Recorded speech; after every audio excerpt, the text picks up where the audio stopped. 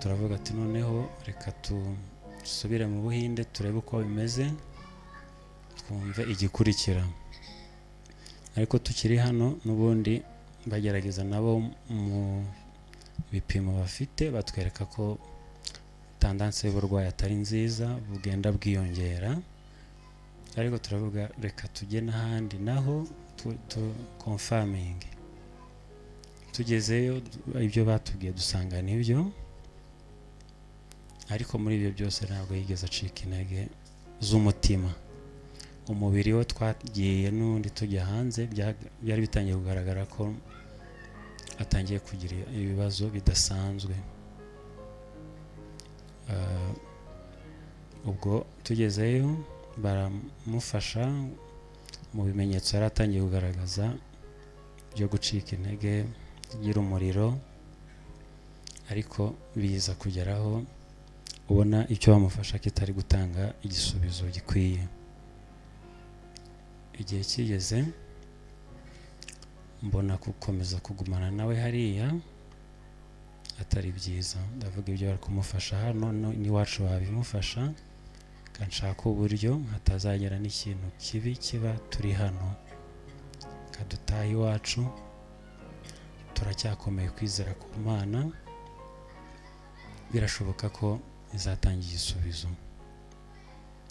Ubwo turitegura turataha, tugira urugendo rurerure, tugira n'ibibazo mu nzira, turara ahantu bitari biteganyijwe.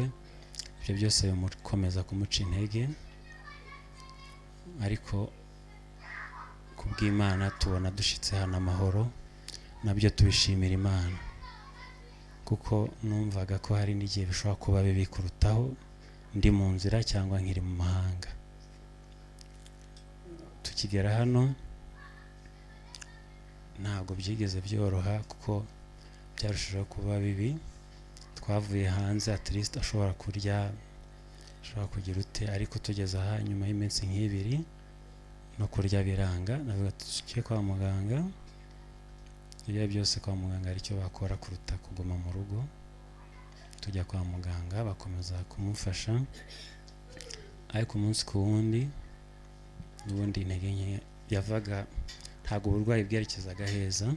Ariko nsubiye inyuma gato, turi mu Buhinde abaganga bo baranyicaje barambwira, mu by'ukuri umuntu wawe nta minsi asigaje ku isi.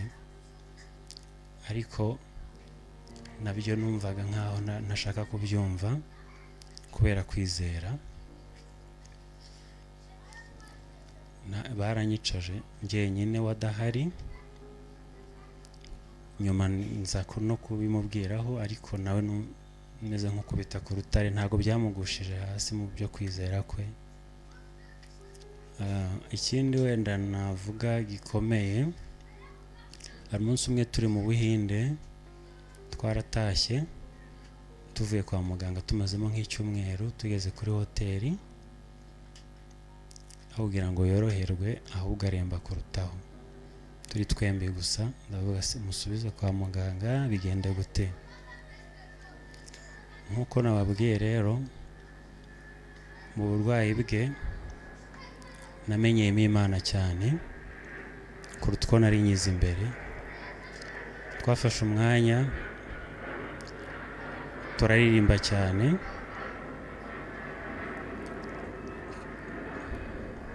turirimba indirimbo 7. Nari maze kumenya ko umubare 7 mu gusenga ari ikintu gikomeye. Takambira Imana, indirimbo 7, turasenga cyane. Bisa nkaho bigiye hasi, turaryama turasinzira. Bugiye nko gucya nka saa 10 zishyira saa 11, ngira inzozi. Inzozi navuga ko zari prophetique.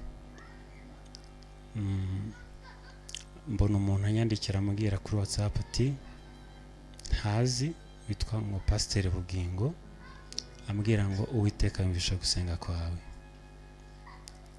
Amana isomo ryo muri Bibiliya, iryo jwi naryo ndaryumva, ati Uwiteka yumvisha gusenga kwawe. Ndabyuka, rirankangura ubwaryo. nkimara kumva iryo jwi mu by'ukuri ntabwo nari mbwiwe ngo umugore wanjye arakize, ariko amarangamutima yahise yerekeza ngo Uwiteka agiye kumukiza, niko byahise bijya, ariko ntabwo ari cyo byari bisobanuye.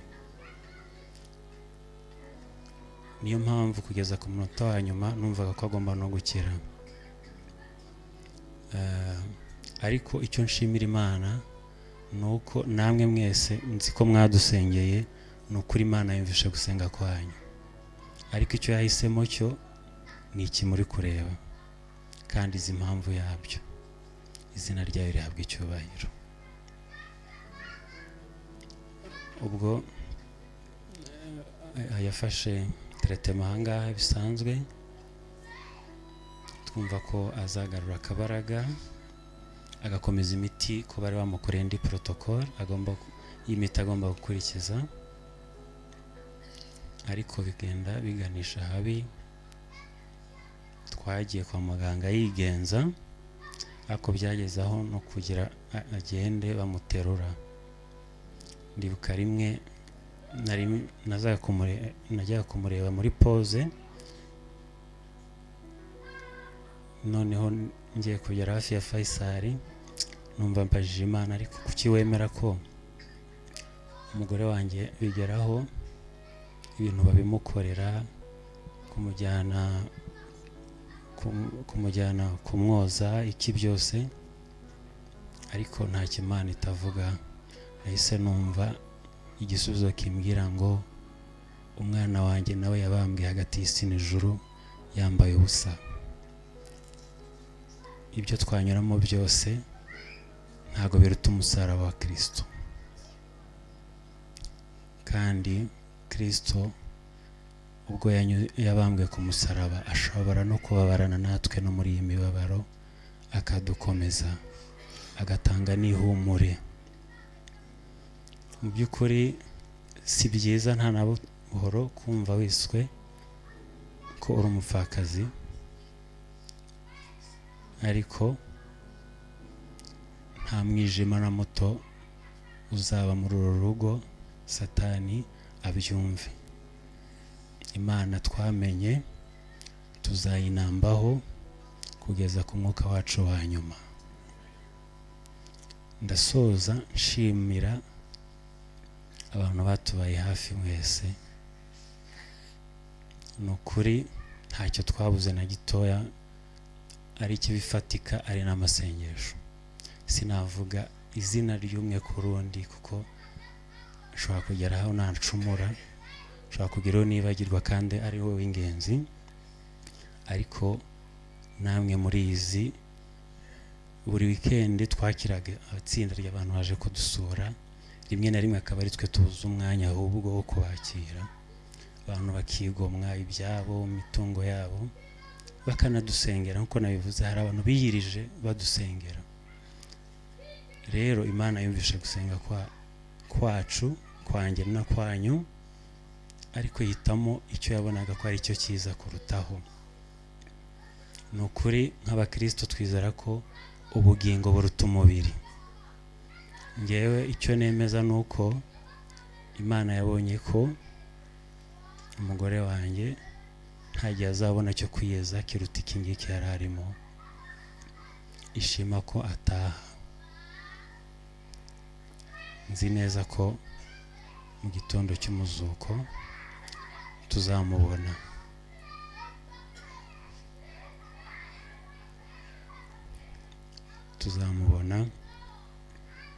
Kandi mu by'ukuri aruhutse imihati y'isi.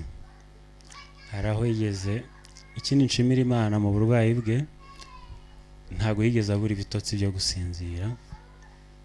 Uko byabaga bimeze kose, niba byaranabaye ni rimwe cyangwa kabiri muri ayo mezi yose yarwaye, ntiyaburaga ibitotsi, yarasinziraga. Ntago mu by'ukuri, nubwo nari nzi ko nyine arwaye uburwayi bukomeye, ntago nari nzi ko byakwihuta gutya, ariko Uwiteka niwe mugenga wa byose, kandi ntacyo twaburana nawe, ntabwo cyo twamuburanya, imirimo ye nta kosa igira. Ndabashimye cyane ko mwaje kudufata mu mugongo, adusigiye inshingano zikomeye, ariko twizera ko kubwo gufashwa n'Imana n'umuryango, hari abagira ibyago nk'ibi nta n'umuryango bafite, niyo mpamvu byose dushima, kandi nuko bitamenyerwa, si twe ba mbere bibayeho, hari n'ababona ibirusi ibyo tubonye. Ubwo rero ikiruta ibindi byose muri ubu buzima ni ukuba mu biganza by'Uwiteka. Ijambo ry'Imana yatubwira ngo twaba bazima, twaba turiho cyangwa dupfuye, turi ab'Imana. Nta muntu n'umwe uriho ku bwe.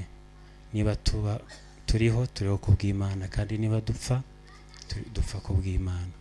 Izina ryawe rihabwa icyubahiro. Murakoze.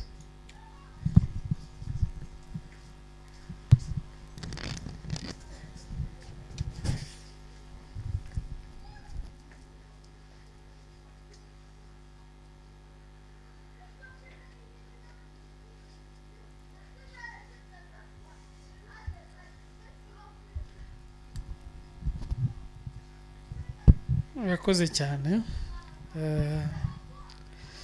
Shimira gukomera kwangamije, kandi turamushimira ko dukomeje imitima. Afite intimba, turi benshi, ariko turamushimiye. Gahunda yari igiye gukurikiraho niyo kureba ya filime documentaire, ariko gahunda ihindutseho gato. Ubu twifuza ko umwigisha w'uyu munsi yatugezaho ijambo ry'Imana, hanyuma tukaza gukurikirana nyuma iyo filime. Reka dusabe Clement ko kwigira hafi. Murakoze.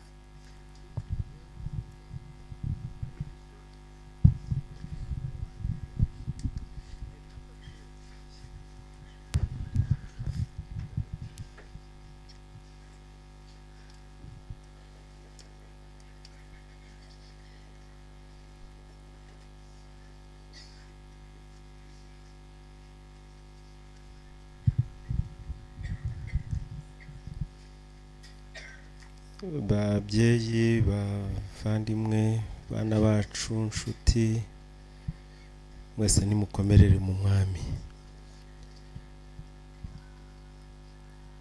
Indirimbo twatangiriyeho igice cya gatatu iravuga ngo tuzishimira imbere ye ubwo ishavu rigenze rite rishize. Ibintu byose bizagira iherezo, n'ishavu rizashira.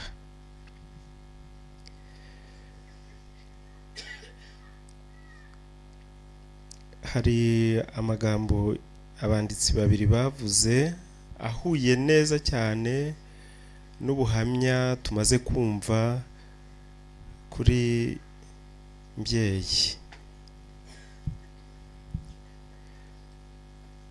Umwe yitwa Albert Einstein,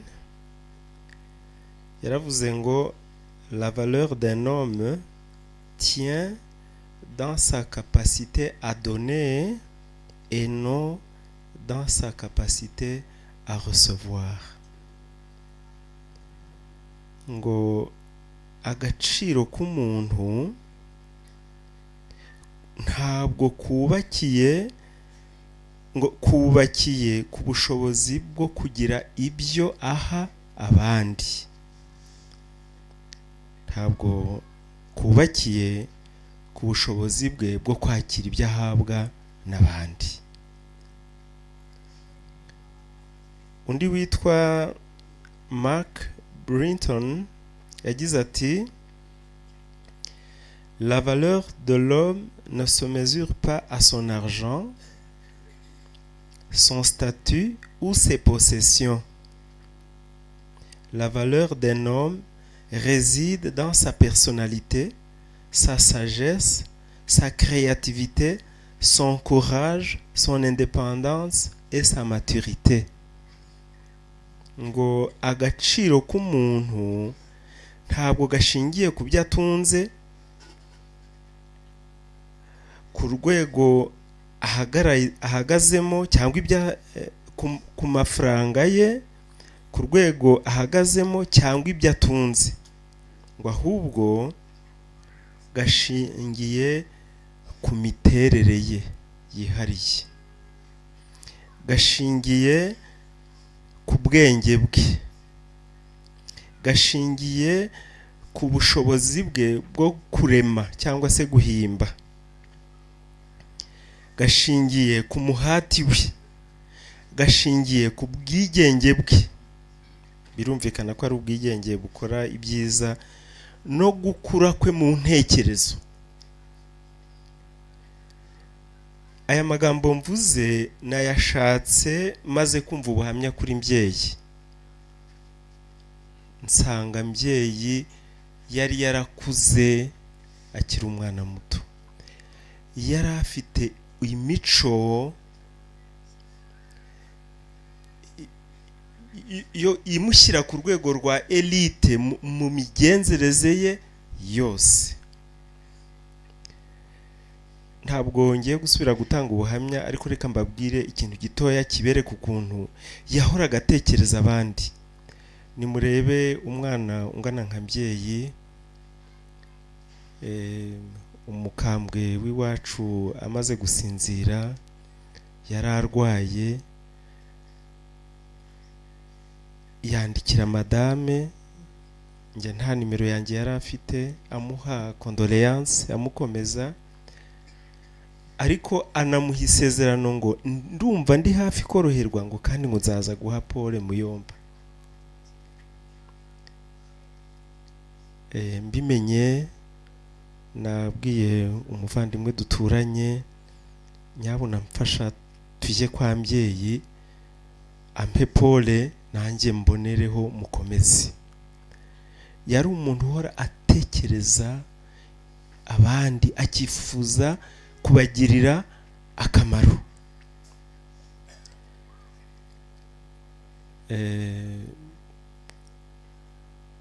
Nibyo, ninde wavuguruza gushaka kw'Imana? Ntawe. Ibyo nshaka kubasomera ntabwo ari amagambo yanjye, nta na komantere rwose ndi bushyireho, ariko reka twongere twumve ijambo ry'Imana ritubwira, rishimangira ubuhamya bukomeye bwatanzwe kuri Mbyeyi, ariko buduha n'icyerekezo cyabo dukwiriye kubabo tugihumeka. Reka twicishe bugufi twongere twambaza Imana. Data mwiza, gukomera gushyitse kose ni wowe ugutanga, kandi kubakira ku byo wahamije k'Imana, kubakira ku byo wasohoje k'Imana, kubakira ku masezerano yawe y'ahazaza adahinyuka. Data ubihimbarizwe, utubashishe kugutega amatwi ngo twongere kumva icyo tubwira muri uyu mwanya, ngo ubwo wahaye umwana wawe Ngamije gukomezwa, ugaha ababyeyi be gukomezwa, ugaha abana bavukana na Mbyeyi mu mpande zombi gukomezwa, ukabashisha inteko ingana gutya kuza kugumana nabo mu mwanya nk'uyu, wongere uduhumurishe ijambo ryawe, tubisabye mu izina rya Yesu.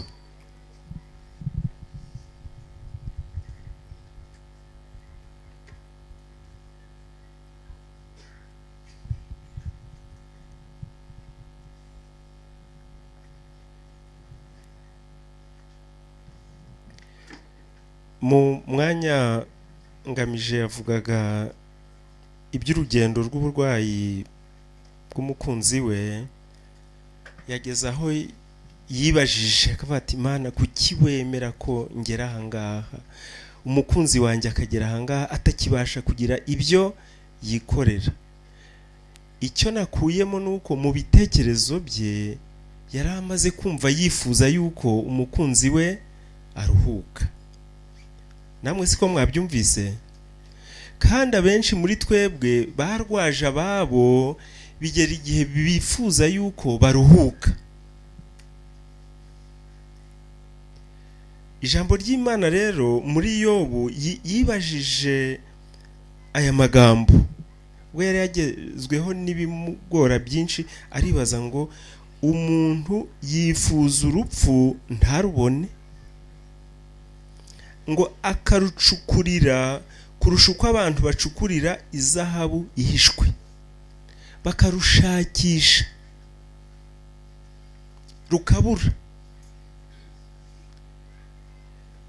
Ibihe rero byihariye kuri buri muntu, hari igihe urupfu aba ari igisubizo Imana yatanze, abantu tukaresista ntitubyemere, ariko Imana mu budahangarwa bwayo, mu mbabazi zayo, mu kugira neza kwayo, mu kureba ibitaboneka ikarutanga.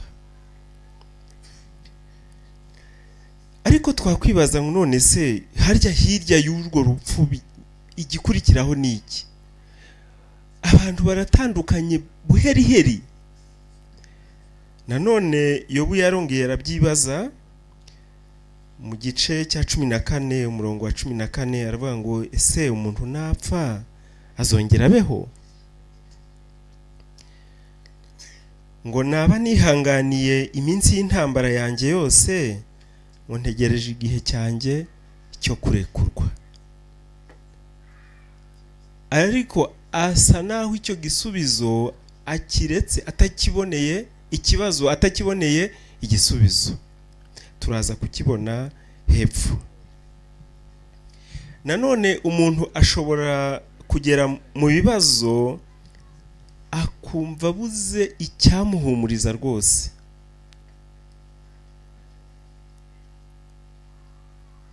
Abatanze ubuhamya barimo Ngamije na mama wa Mbyeyi na Lakadete n'abandi benshi, wasanze bafite ibyiringiro. Ariko ndahamya yuko abenshi muri twebwe dukomeje kwibaza ngo icyampa ihumure ryo kumara umubabaro. Ahari papa Mbyeyi arabyibaza ngo ni iki cyampa ihumure ryo kumara umubabaro wo kubura umwana wari warampindukiriye umubyeyi. Kadete ageze ubwo amwita mami kuko yamuhindukiriye umubyeyi. Abakoranaga nawe baribaza ngo ni iki cyabamara intimba yo gutandukana na Mbyeyi wari warabahindukiriye umubyeyi. Ntabwo natinya guhamya yuko Mbyeyi yari ishema kuri benshi muri twebwe.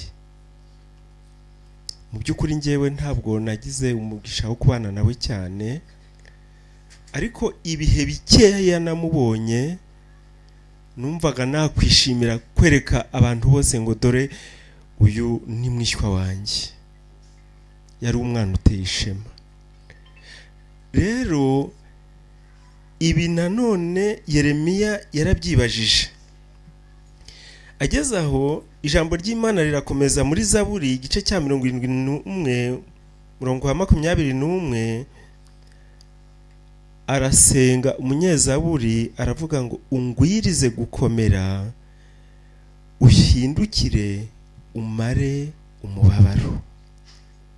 Buri wese muri twe akomeza asenge iryo sengesho. Uyu munsi turimo kuganira kuri Mbyeyi, ejo hashize twarimo kuganira ku mubyeyi ukuze w'imyaka 80 n'indi, ariko nabwo abantu bari baremerewe basuherewe.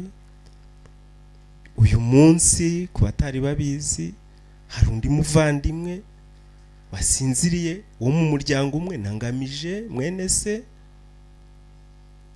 wari ukiri muto.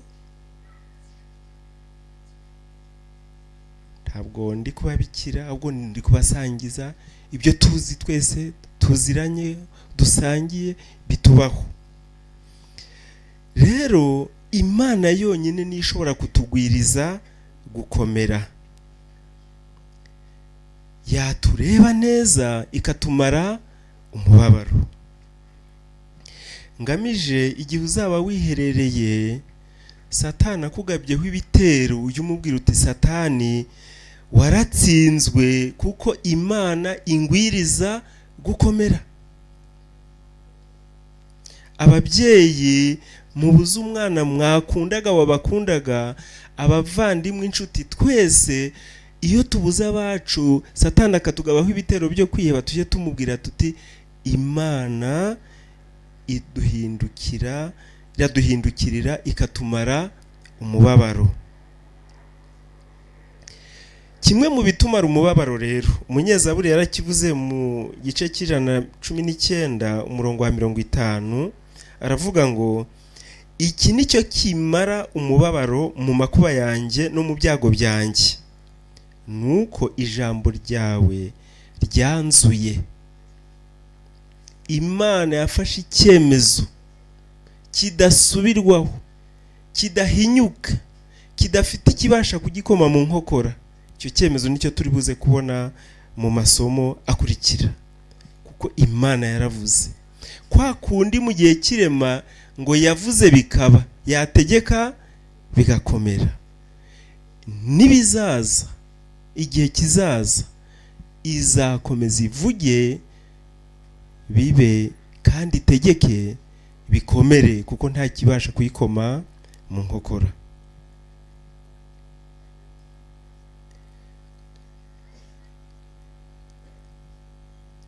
Kimwe muri ibyo rero Imana yavuze tukibona muri Zaburi 22 umurongo wa 25, havuga ngo kuko atasuzuguye umubabaro w'ubabazwa, habe no kuzinukwa, kandi ntamuhishe mu maso he, ahubwo yaramutakiye aramwumvira. Imana abayitakiye irabumvira. Ngamije asoje neza avuga ibyo abenshi ahari tutatinyuka kumubwira, avuga yuko twasenze dusengera mbyeyi, Imana yarasubije nubwo itaduhaye ibyo twayisabaga, yaduhaye ibidukwiriye.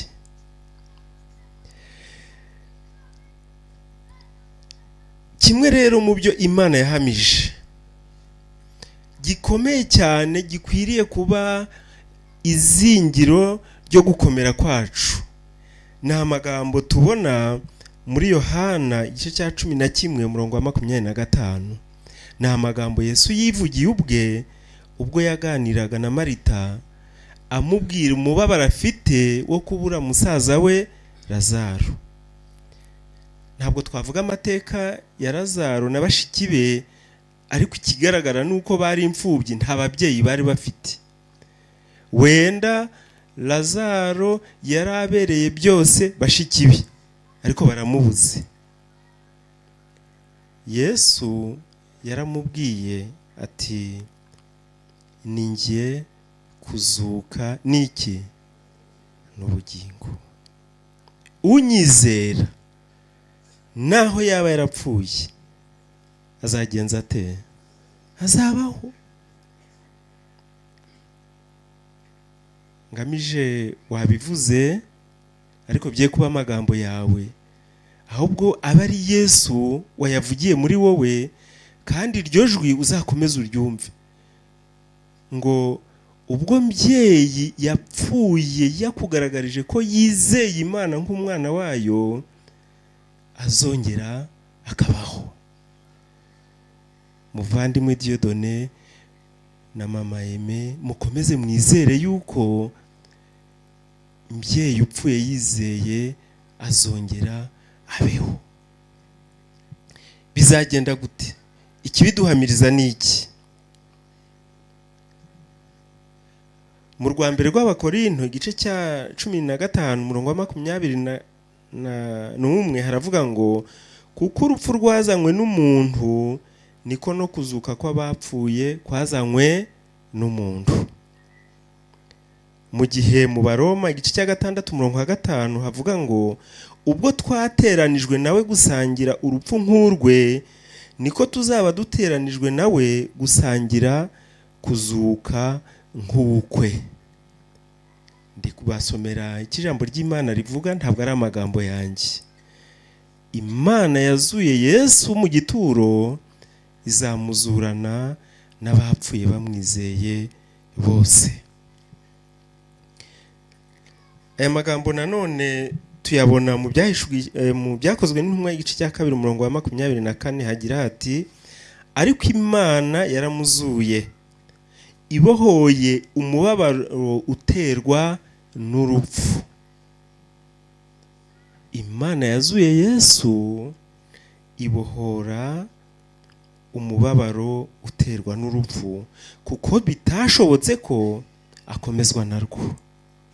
Imana yararunesheje, izina ryayo rihabwa icyubahiro. Abizera by'Imana yakoze muri Kristo Yesu bakwiriye kwizera yuko izabikomereza mu bugingo bwacu n'ubwo bacu bose dutandukanywa nabo. Muri Yesaya 51 umurongo wa 11 naho tuhabona amagambo avuga ngo nuko abo Uwiteka yacunguye bazagaruka bajya i Siyoni baririmba ngo umunezero uhoraho uzaba ku mitwe yabo, bazagira umunezero n'ibyishimo, umubabaro no gusuhuza umutima bizahunga umuhashya. Sinzi niba iri jambo ndisomye neza, niba ari umuhashya, niba ari umuhashya, ariko ni uguhunga utareba inyuma kandi ubudahindukira by'iteka ryose. Umubabaro wo gutandukanywa n'abacu, umubabaro wo kuribwa, umubabaro wo gusuhererwa, umubabaro w'irungu, wose uzahunga kandi by'iteka ryose. Amagambo nk'aya yongera kuvugwa muri Yesaya 61 umurongo wa 2 n'uwa 3 haravuga ngo kandi yantumye no kumenyesha abantu umwaka w'imbabazi z'Uwiteka n'umunsi Imana yacu izahoreramo inzigo n'icyaha n'uwakizanye, no guhoza abarira bose. Kuzini Beya sinzi niba kiri ahangaha, Imana ifite umunsi izahoza amarira yose. Amarira yo kubura mbyeyi Imana izayaduhoza kandi by'iteka ryose. Ngo yantumye no gushyiriraho itegeko ab'i Siyoni barira ryo kubaha ikamba mu cyimbo cy'ivu n'amavuta yo kunezerwa mu cyimbo cy'ubwirabure n'umwambaro w'ibyishimo mu cyimbo cy'umutima wihebye, kugira ngo bahere ko bitwe ibiti byo gukiranuka byatewe n'Uwiteka ngo bimuheshe icyubahiro. Imana ni igitangaza, amasezerano yayo arahebuje. Ibyahishuwe igice cya 21 umurongo wa 4 haravuga ngo izahanagura amarira yose ku maso yabo kandi urupfu ntiruzabaho ukundi, kandi umuborogo cyangwa gutaka cyangwa kuribwa ntibizabaho ukundi, kuko ibya mbere bigenje bite bishize. Muri Yesaya 25 umurongo wa 8 hakongeraho hati kandi urupfu azarumira bunguri kugeza igihe kingana iki, iteka ryose. Uwiteka Imana izahanagura amarira ku maso yose n'igitutsi batuka ubwoko bwayo azagikura ku isi hose. Uwiteka niwe ubivuze. Uwiteka niwe ugenje ate? Musubiremo mwuka byaramo. Uwiteka niwe ugenje ate? Niwe ubivuze. Reka rero twumvire icyo Imana ivuze, tuyizere, tuyiringire. Aya masezerano yose azasohora ubwo Yesu azaba agarutse. Reka amaso yacu yo kwizera amutegereze yishimye n'ibyiringiro bishikamye, kugira ngo nagaruka azasange twiteguye, ngo abacu tubura nka mbyeyi be kuzatubura, ahubwo bazasange natwe duhagaze mu myanya yacu, dusanganira umwami mu kirere, aduhanagureho amarira yose twarize by'iteka ryose, mu izina rya Yesu.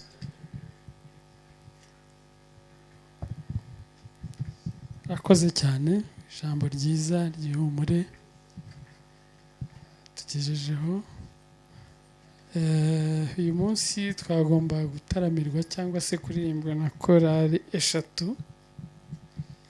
Hari korali imwe dushaka guha umwanya turirimbira indirimbo imwe, hanyuma tuze gusenga, dushaka kudusengera, twumve n'ijambo ry'uhagarariye umuryango anatugezeho gahunda y'ejo, hanyuma tuze kureba ya filime bose basoje. Reka dusabe korali Elion ize turirimbiye indirimbo imwe mbere yuko tugira uwo dusaba ngo dusengere. Anyarutsa.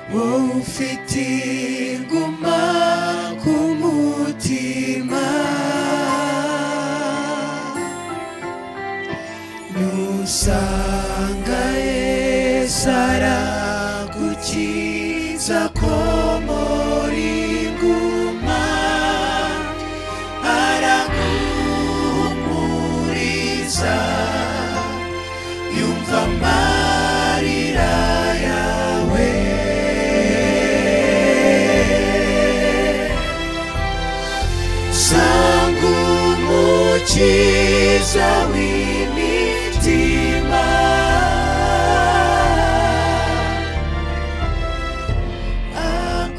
akomori ku maso se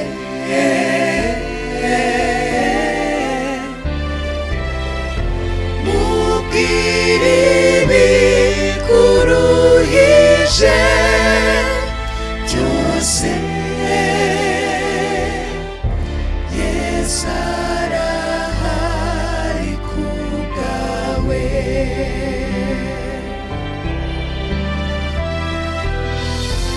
azi ibyo unyuramo byose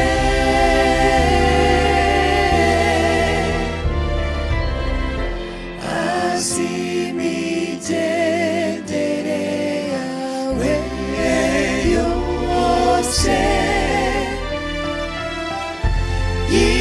yiteguye kugufasha none mungire urakira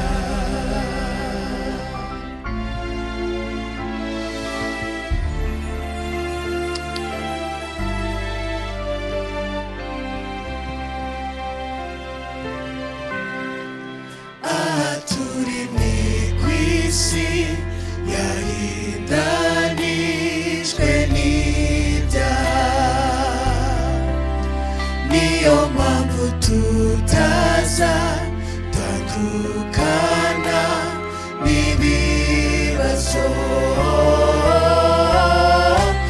ariko igihe kimwe byose bizarangira abizera tuzaba ubuzira gupfa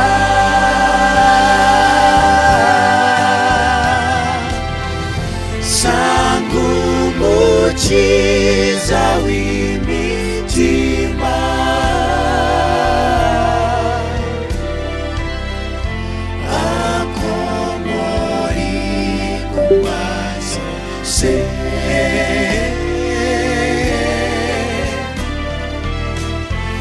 mubwire ibikuruhije byose Yesu arahari ku bwawe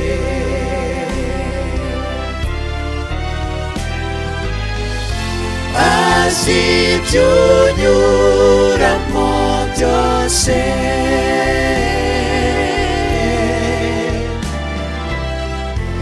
azi imigendere yawe yose yiteguye kugufasha none mungire urakira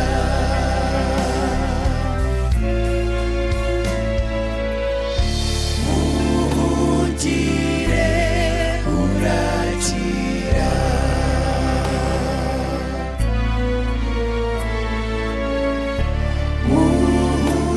mungire urakira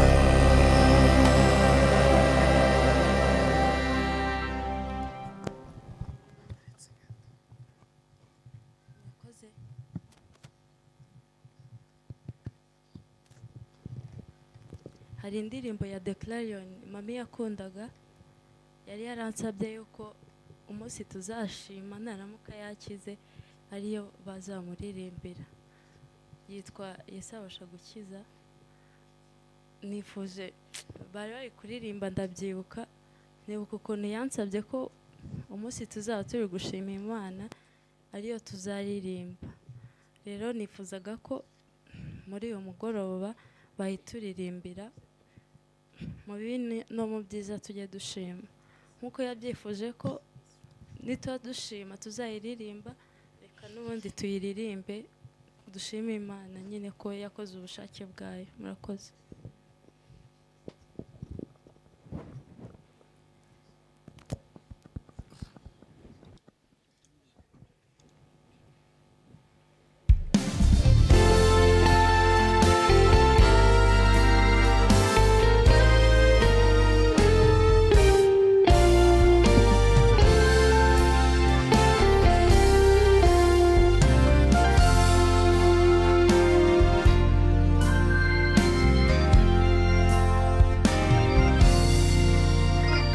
ubasha kunanijwe n'ubuzima bugoye, ufite ibikomere mu mutima wawe, abakuzengurutse babona umeze neza, ariko agahinda kawe kazwi n'umutima wawe. Nshuti, nubwo bigoye, hari uwagukunze kera, yitanga kugira ngo ubone ubugingo, uwazagendana nawe ibibazo byawe bizaba ibyehe, n'ibyo unyura mubu arabizi, ari hafi yawe ngo agukize. Yesu abasha kugukiza, numwemera none,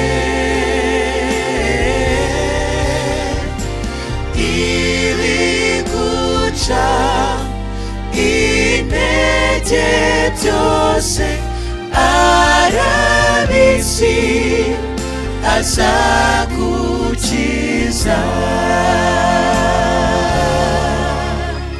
Ni kenshi wagerageje kubibwira inshuti zawe, nyamara nta na kimwe zabashije kugufasha.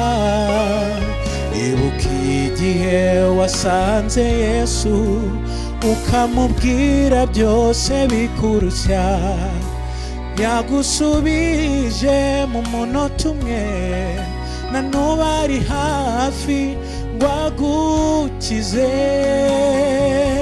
Yesu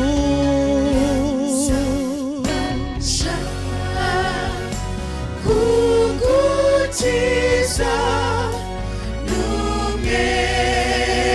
numwemera none,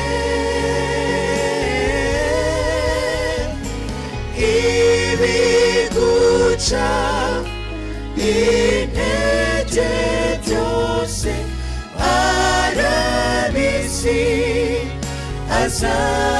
azagukiza. Yesu abasha kugukiza, numwemera none,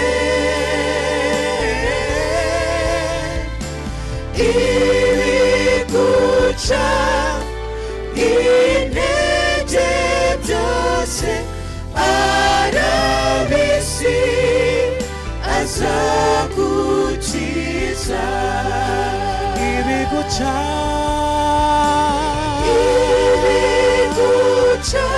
intege byose arabizi, arabizi,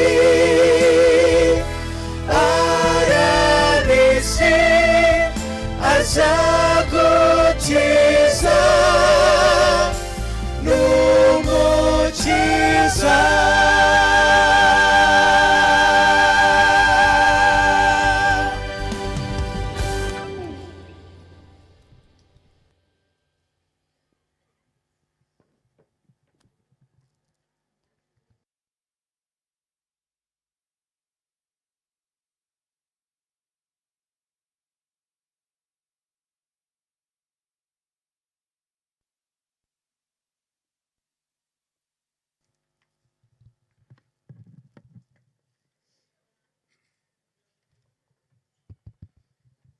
yakoze korali. Reka dusabe Pastor Leonidas dusengere, hanyuma tuze kumva ijambo ry'uhagarariye umuryango. Akoze.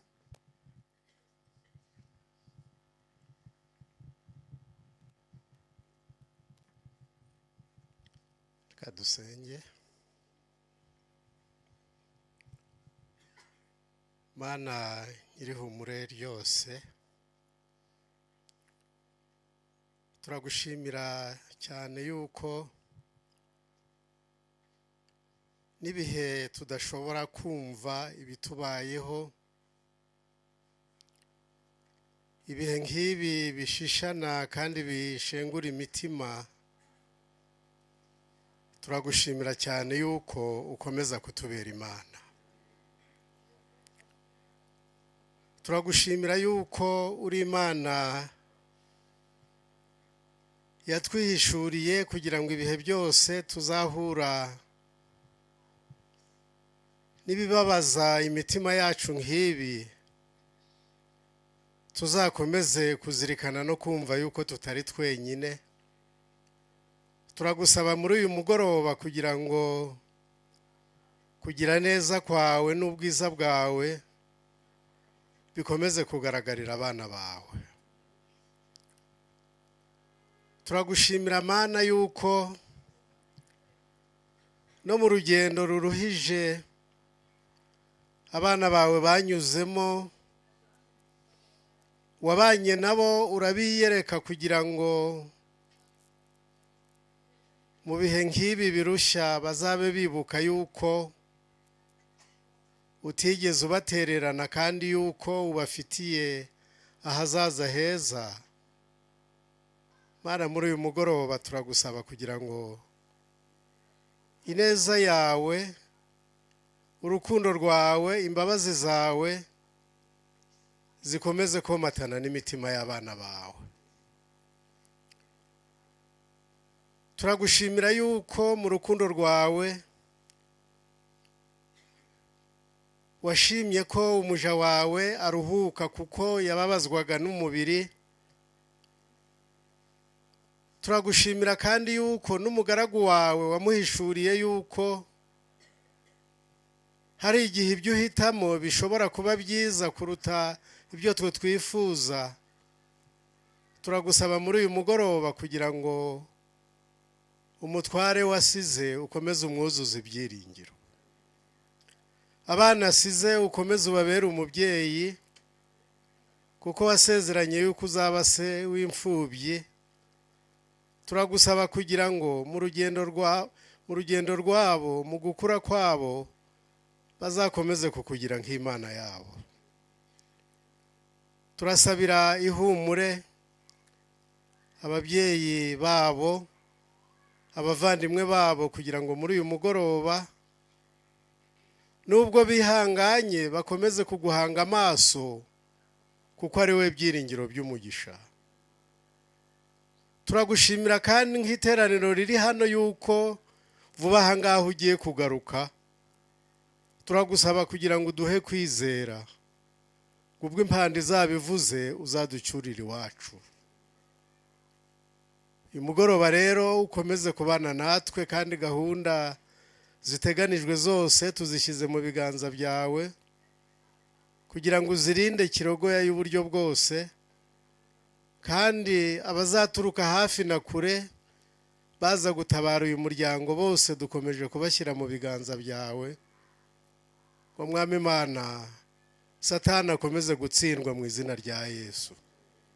Mu mitima yacu ibyiringiro bigurumana byo kuzakubona ugarutse ushyira iherezo ku rupfu, ari byo bikomeza kugurumanira mu mitima yacu. Tubigusabye mu izina rya Yesu.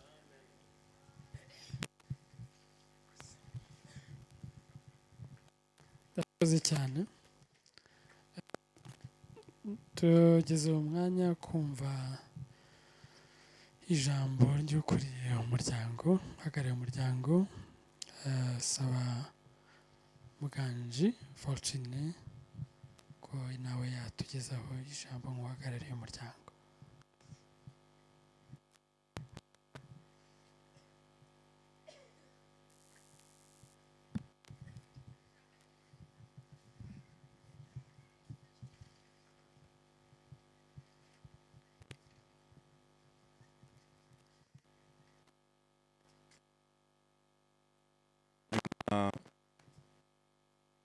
y'amagambo yavuzwe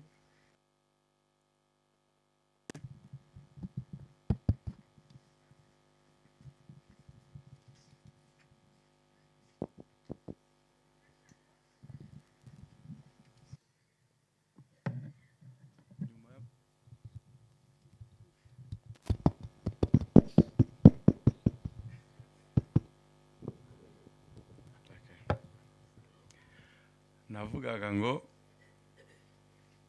nyuma y'amagambo yavuzwe na Ngamije ari we twese twateraniye ahangaha tuje gufata umugongo, ndumva twese dufite ibyiringiro nk'abamenye Imana.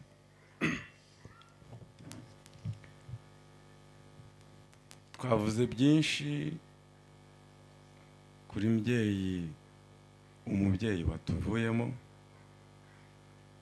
ariko yatubereye umubyeyi kuko adusigiye abantu.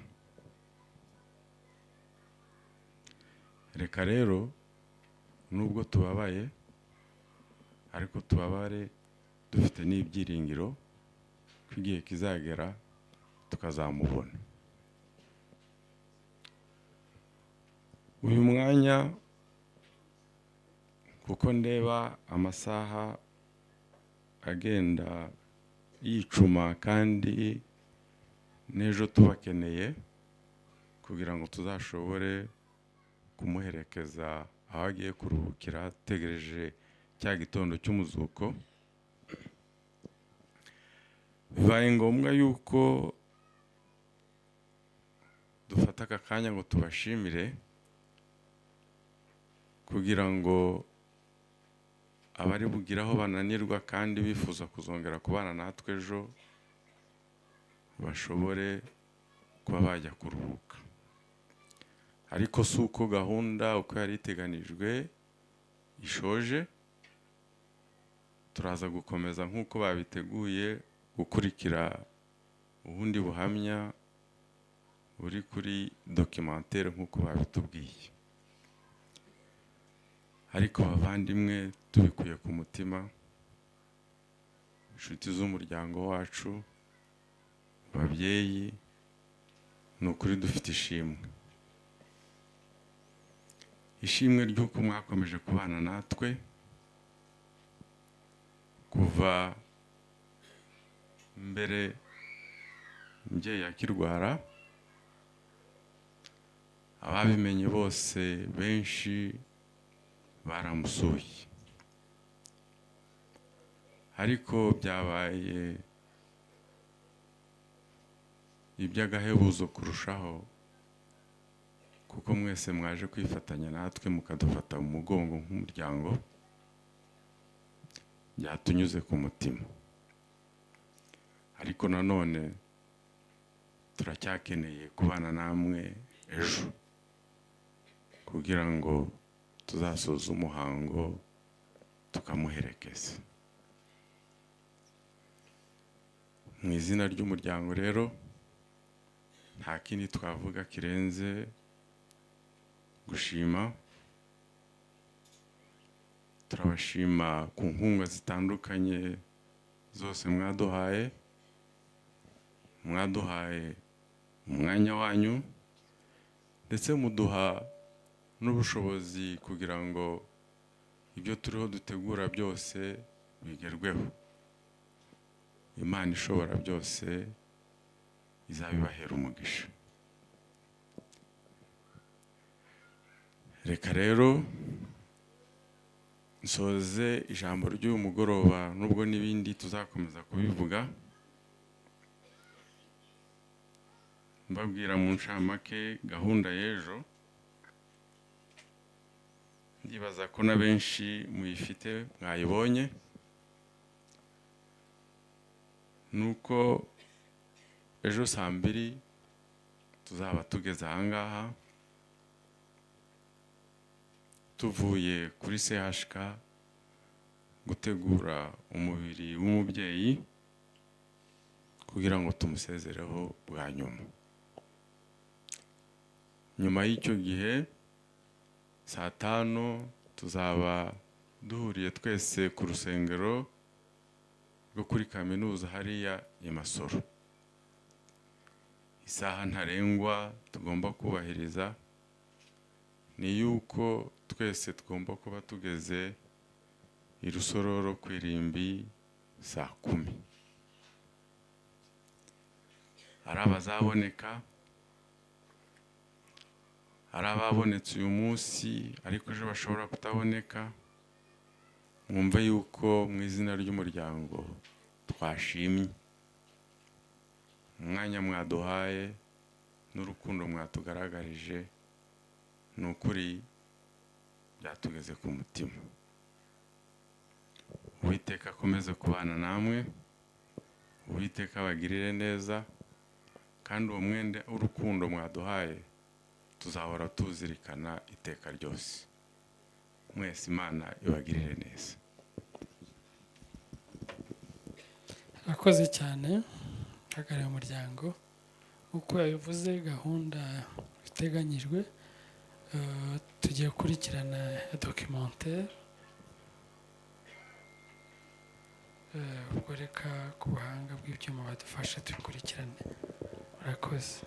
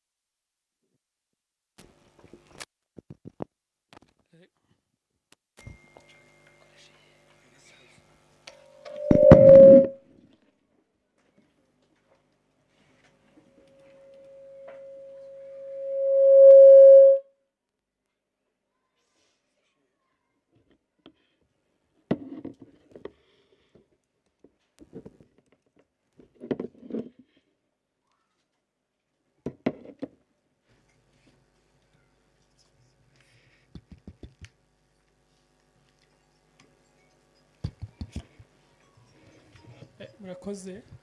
Twashaka gusaba abantu haramuka izi mpamvu yatuma ushobora gutaha ko byakorwa mu ituze, kuko tugiye gukurikirana iyi documentaire. Ikindi ni itangazo ry'umuntu wataye ibyangombwa bye witwa Muyombano Omar Jules. Ubwo nimba yabitaye yaza kundeba, niba ari hano cyangwa hari umuntu umuzi yaza kundeba tukabimuha. Abashimiye.